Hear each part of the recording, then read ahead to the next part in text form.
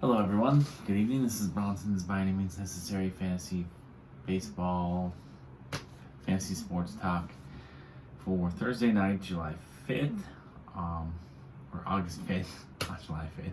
Yesterday was not Independence Day. I don't know what I'm thinking. This year's kind of flying by. I guess the older you get, the faster time flies, they say. So, yeah, let's get to it. I'm debating whether I should join some random fantasy football league today, get my first draft out of the way.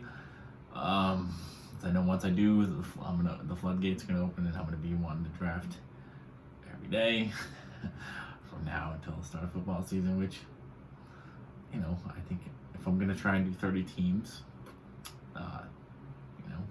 one per day will get me there, right? So, yeah, debating on that. I did kind of non-intentionally join another fantasy dynasty basketball league. I kind of trying to browse the league to check it out. Someone asked me if I wanted to join. Ended up joining. I haven't figured out how to get out of it yet, so I guess I'm just gonna commit to it. It's gonna be a slow draft, which I hate slow drafts. 30 teams, 18 roster spots. I feel like it's gonna take us a year and a half. Like, we might be done with this draft by January 2023, but the commissioner assures me that it should take a week. 6 hours per pick.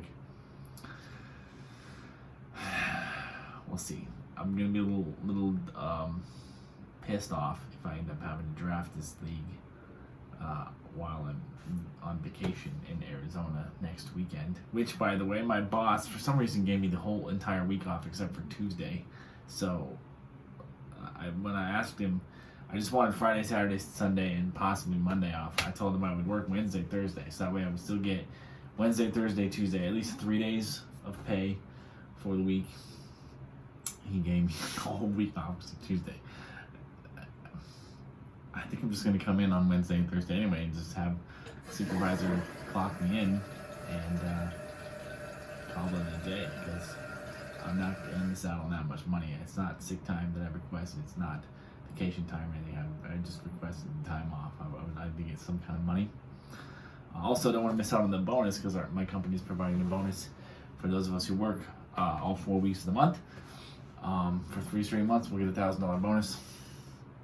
I should be getting that for last month. My check, which could possibly come tomorrow. My last check came on Friday, but it's really due on Tuesday. So it could be tomorrow, could be Monday, could be Tuesday. So, I mean, that'll kind of make up for me losing, if I do end up losing 4 days next week. But I don't want to, stay even. The point is kind of to stay ahead, or a little bit ahead. And, yeah, I am going back to Arizona. I will be in Tucson, flying into Phoenix Friday, get down to Tucson Friday night, spending Friday night and Saturday there. Sunday morning probably, until I check out of my hotel, which will be around 11. That's usually checkout time, even though I haven't got a hotel yet, or Airbnb, whatever it ends up being.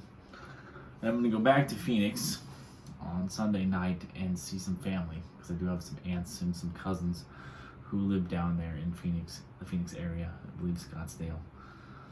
And I'm going to spend Sunday night with them. My aunt already offered to let me stay there. We're going to go out for Mexican food, so that'll save me some money there by not having to pay for another night to stay somewhere. And then so far, it's looking like I'm going to fly out of Phoenix on early Monday morning and spend, if I get the flight that I am looking at, which may not be available now because I can't find it now. I should have just purchased it this morning. I will have a layover in Denver for the entire day on Monday. I'll get to Denver around 8 a.m., 9 a.m., and I will be there all day until 10 p.m. So that'll be nice. I didn't get to spend a whole lot of time in Denver when I was just there in Colorado. So I was just telling my dad on the phone yesterday that I wish I could have spent a little bit more time in Denver. So that'll actually work out for me to get a whole day layover there to do that. So, yeah, and that was the most affordable flight as well. So that's probably the one I'm going to be doing. They had another one that was the same. You get into Denver at 8 a.m. You just leave for Portland a little earlier. I think it was 6 p.m. or something. Still, that's quite a bit of time in Denver to go explore a little bit. That one was a little bit more money. That one is still available if I can't get the original one. But yeah, so some movies that I've watched. I've seen a lot of movies in the last week or so.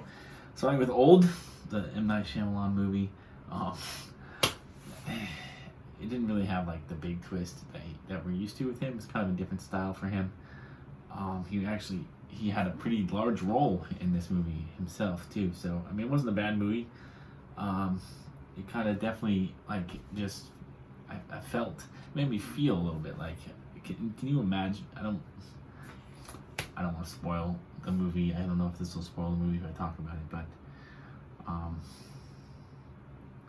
yeah, I just want to talk. There's some things that happen in that movie that just make you like really feel a little, just makes you just think.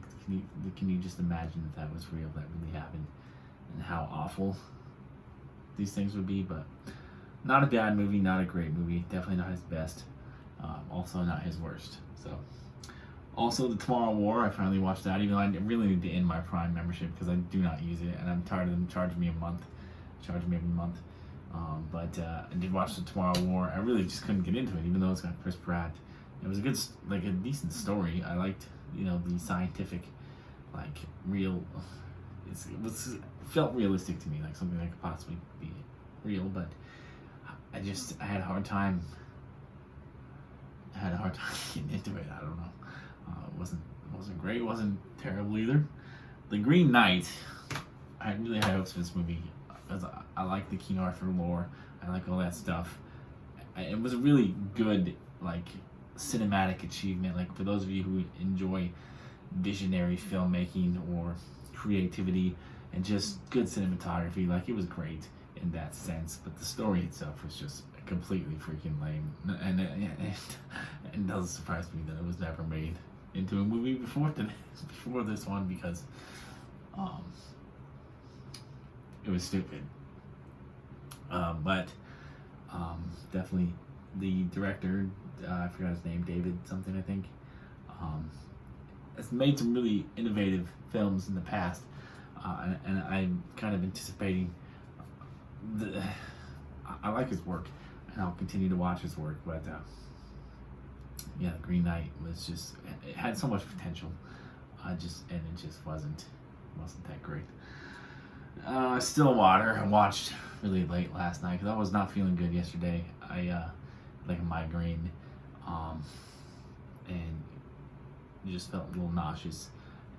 Ended up sleeping it off for a few hours, and I woke up, later in the evening and went and watched Stillwater because I wanted to go to the movies on either Monday or Tuesday night, and it just didn't happen. Because Tuesday I came home, went straight to bed, and didn't wake up until 4 a.m. and then. But yeah, Stillwater's bad. Stillwater's probably the worst movie I've seen so far this year, and I've seen a lot of them, a lot of new movies this year. Yeah, I don't recommend Stillwater at all. Very boring. Let's get into the baseball stuff though. Some injury updates. Anthony Rendon is now out for the year. Kind of thumbs down on that. Tyler Glasnow did have Tommy John surgery. He will be out the rest of this year for sure, and most likely the entirety of next year because he waited so long to get surgery. He should have got surgery a couple of months ago, and he would have had a chance to pitch next year. But now, huge blow, devastating blow for Tampa Bay, devastating blow for him, devastating blow for everybody because he was a young pitcher with a lot of potential. Now we have to wait till 2023 when this dynasty basketball draft I joined will be over. And Trevor Rogers, who is due to start today's game, coming back from the COVID-19 list. Now he's on the bereavement list or something. But he is scheduled to start tomorrow at Colorado, though. Like that's not a very great matchup for him to come back on. And I don't know if I trust him anyway. He didn't look good for the last couple of starts.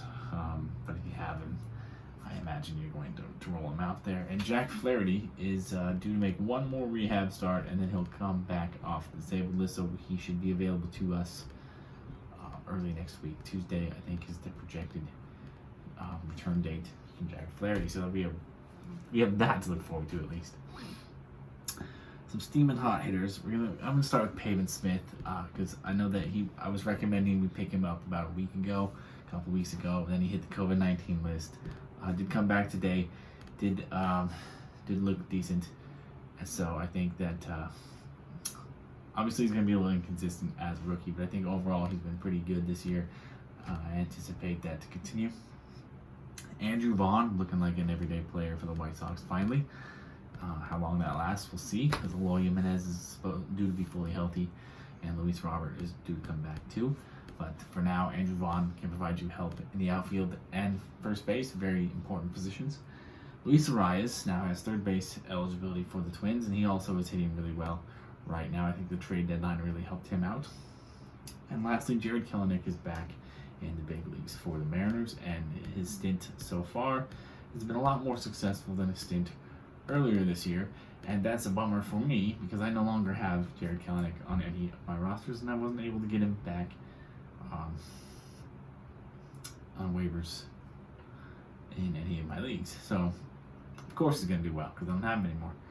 Right? Isn't that how it always works? Some streaming pitchers for you tomorrow. I got 4, possibly 5. I'm going to mention the 5th, even though I don't trust him for shit tomorrow, but I'll mention him anyway. We're going to start with Kyle Muller of the Braves against the Nationals. Kyle Muller, small sample size so far, young rookie, but the Nationals, especially after they depleted their roster at the trade deadline, are nothing to be afraid of. Kyle Muller should continue his string of good starts. Mike Minor against the Cardinals. Believe it or not, Mike Minor has accumulated at least 5 strikeouts in 4 of his last 5 starts. The ERA is not great, so he's a risky start, but something tells me he's going to have a decent day tomorrow against the Cardinals. Also, his opposing pitcher in that game, Kwang Hyun Kim, was putting together a string of really good starts that had him out of the streaming tier, but because of his last implosion in his last start, he's back in the streaming tier, back below 50%. But the Royals are another lineup that should not be feared. Kim has proven that he's a decent enough pitcher to capitalize on a good matchup for him. So Kim is definitely probably my number 1 streaming pitcher for tomorrow. Also Patrick Sandoval. I know he's facing the Dodgers, and I know he didn't have the greatest start in the last game, but he hasn't really had a bad start in a long time. I think he's earned the right for us to trust him, even against the Dodgers loaded lineup. Now, am I anticipating a great start? No. I think he'll have a start kind of like he did in his last start, which wasn't terrible. He's probably not gonna, he's not gonna win you your week, but he's not gonna hurt you either. He's gonna get you some positive points between a 5 and 10, 6 and 12, something in that range. I think that he has earned the right to not be in the streaming tier anymore, but he still is, so I'm still going to include him on this list. And lastly, the guy I do not trust for shit, Marco Gonzalez of the Mariners against the Yankees. I do have Marco Gonzalez because he's had a couple of good starts. I don't want to drop him yet because there's just not a whole lot of better options out there. So I'm going to roll with Marco Gonzalez tomorrow, but I don't see him pitching well against the Yankees, especially with the Yankees retooled trade deadline lineup. But what can you do sometimes?